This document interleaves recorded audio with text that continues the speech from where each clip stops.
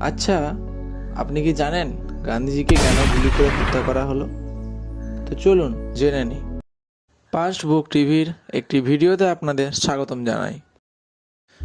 1948 সালের 30শে জানুয়ারি নয়াদিল্লির বিড়লা হাউসে গান্ধীজি প্রার্থনায় যাচ্ছিলেন।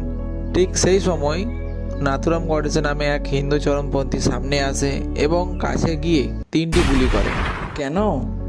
গডসে বিশ্বাস করত গান্ধীজি মুসলমানদের প্রতি অতিরিক্ত সহানুভূতিশীল ছিলেন আর ভারত বিভাজনের জন্য তিনি একমাত্র দায়ী। তার দাবি ছিল গান্ধীজির নীতি দেশের হিন্দুদের দুর্বল করছে, আর এই ভুল ভাবনা থেকেই সে এমন ভয়ঙ্কর কাজ করে বসে। কিন্তু ইতিহাস বলছে গান্ধীজির জীবন ছিল শান্তি, সহিষ্ণুতা ও ঐক্যের প্রতীক। তো এই ছিল মূল ঘটনা যার কারণে গান্ধীজিকে গুলি করে হত্যা করা হয়। আপনার এই ভিডিওটা কেমন লাগলো অবশ্যই কমেন্ট করে জানাবেন।